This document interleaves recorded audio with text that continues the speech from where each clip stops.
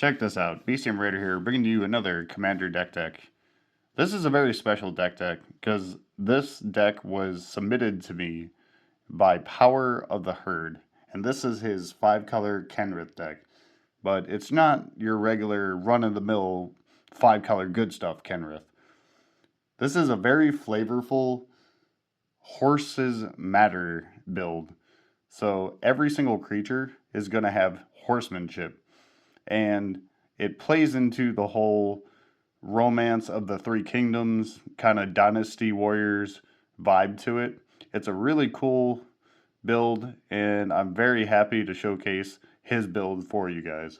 So, we all know what Kenrith does.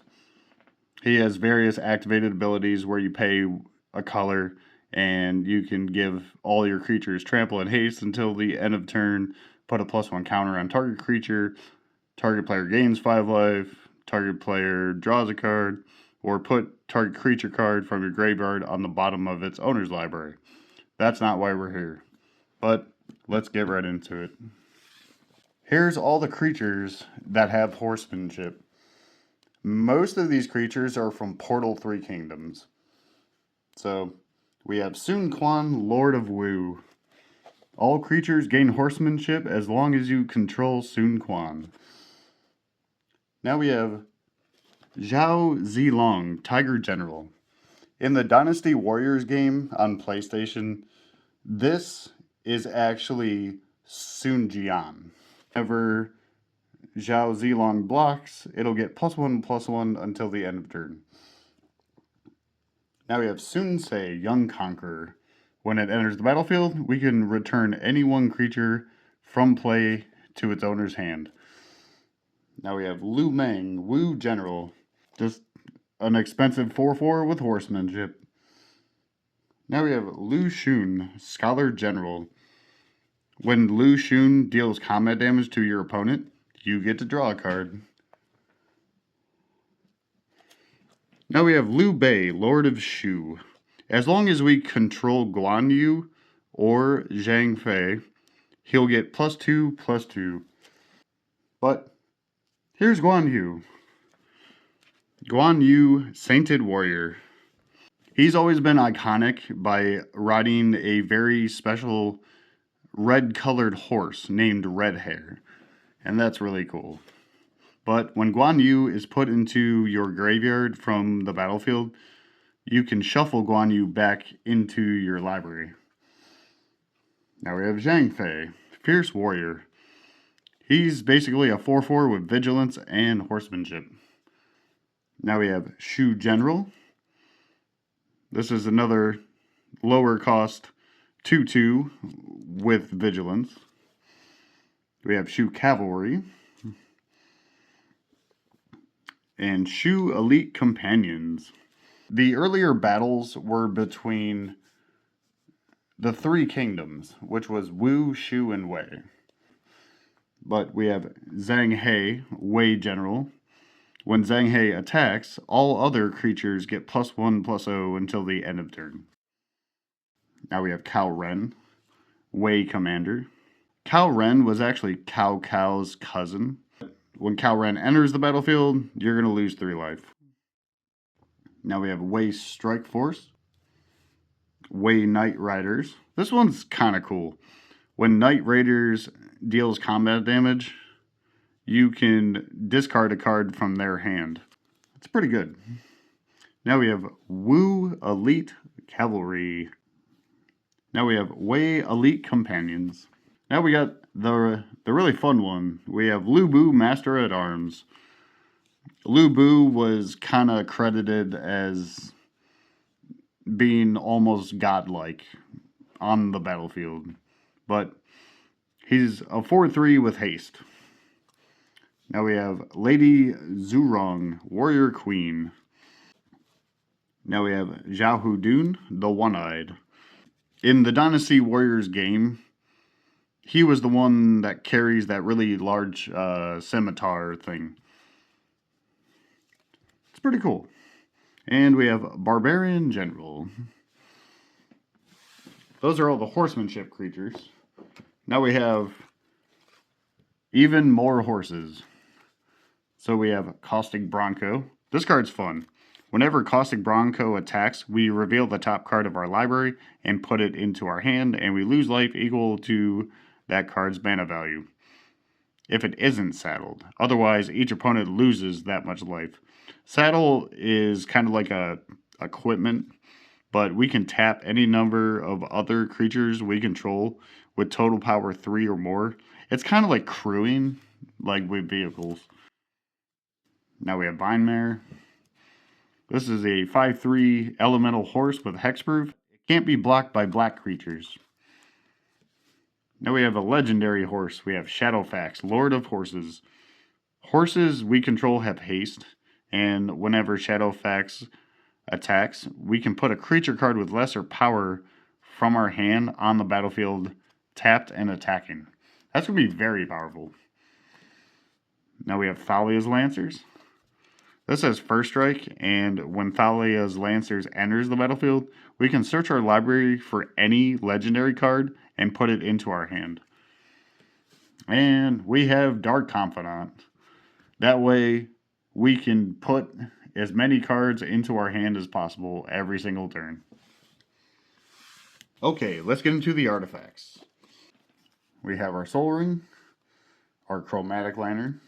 This is going to be very beneficial because we're a 5-color deck and we need to produce the colors we need.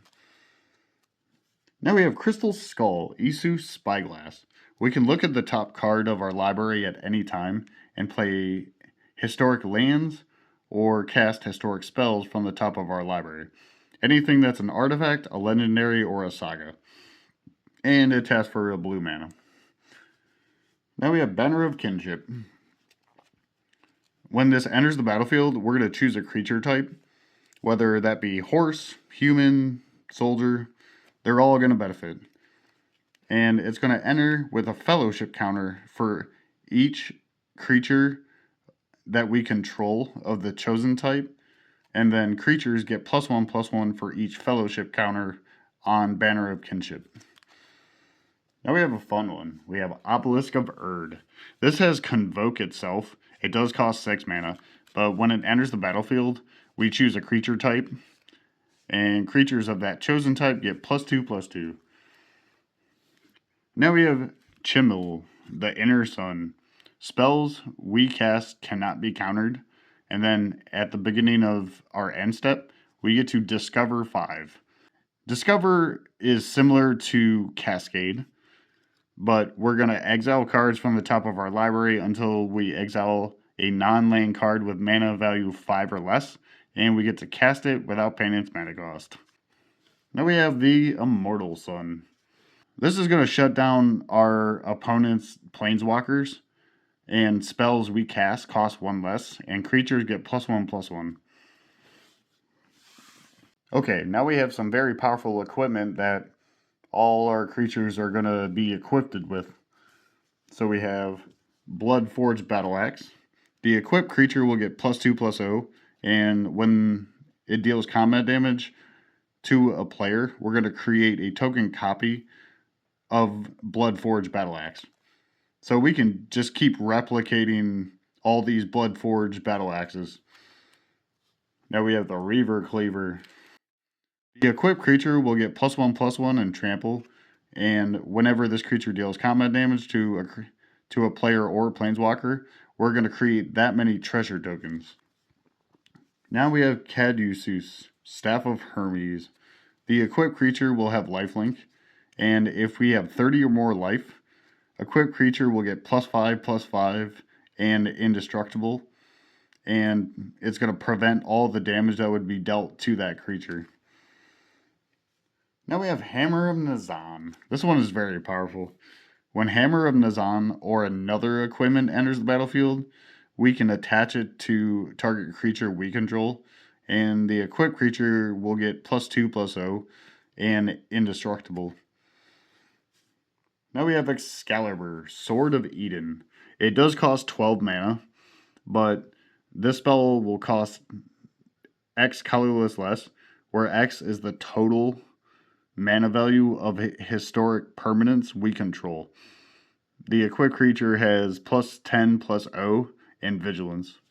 That's insane. Okay, let's get into the enchantments.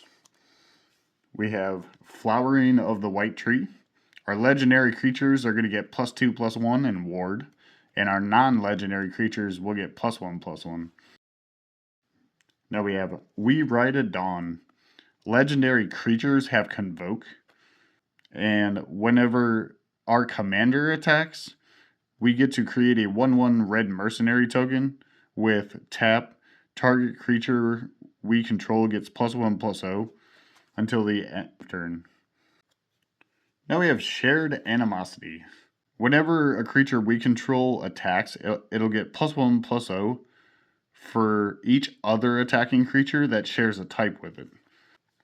Now we have Cather's Crusade.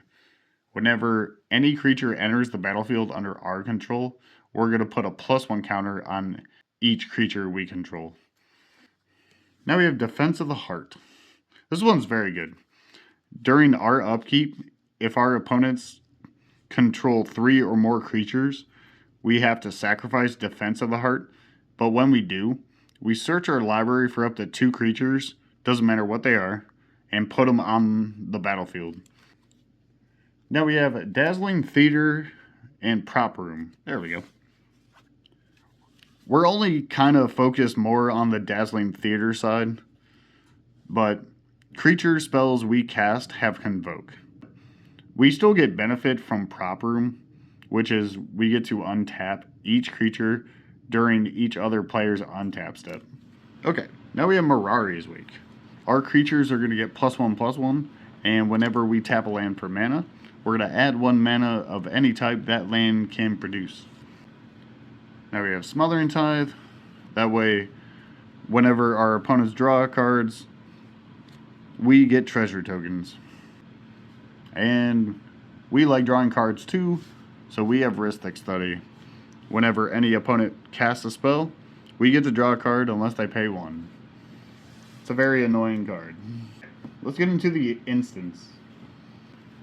We have Vampiric Tutor. That way we can go get whatever creature we want.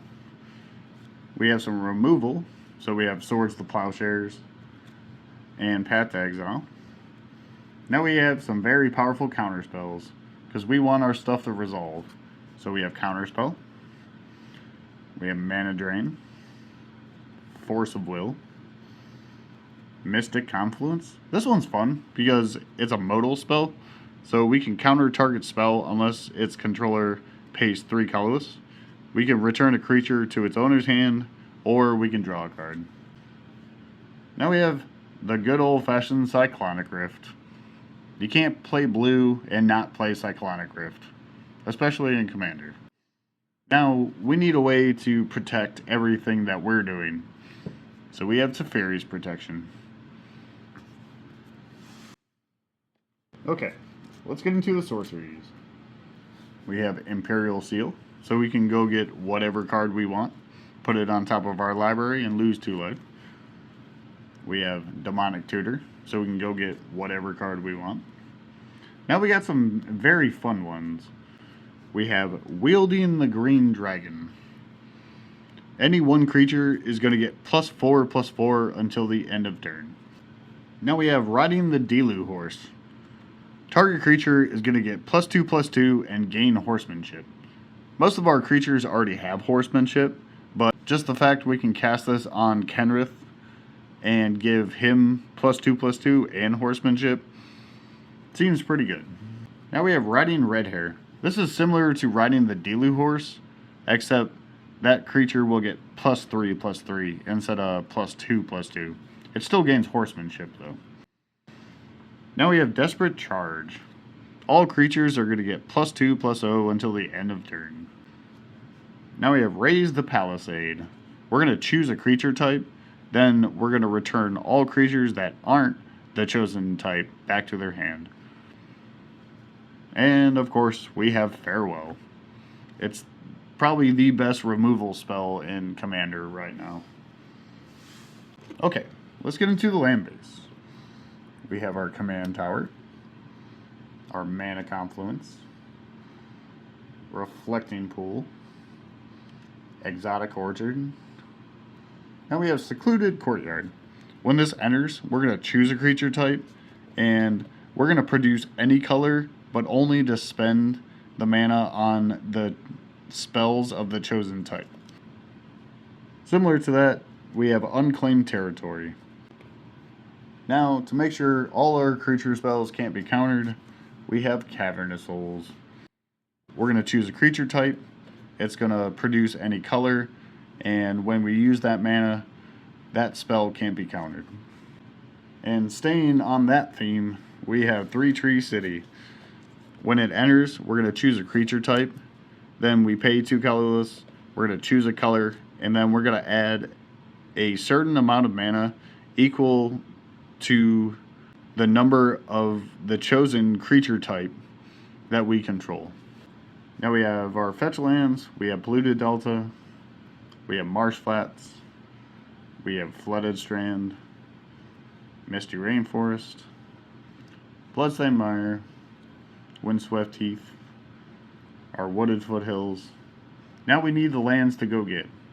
So we have Zago Triome, Savai Triome, we have our Blood Crypt, our Birding Pool, our Godless Shrine, Hallowed Fountain, Overgrown Tomb, our Steam Vents, Stomping Grounds, Temple Garden, Watery Grave, Sacred Foundry, and because we're going to be drawing lots of cards, we have Reliquary Tower. That way we can keep all those cards that we draw in our hand. We have 2 plains, 2 islands, a mountain, a swamp, and a forest. And that was Power of the Herd's Kenrith the Return King build. I really hope you guys enjoyed this deck tech. This was a lot of fun to showcase for them. If you guys have any suggestions, let me know in the comments below. I'll have a link to the deck list on Moxfield and Architect in the comments as well. So be sure to like, comment, subscribe, and I'll see you guys in the next one.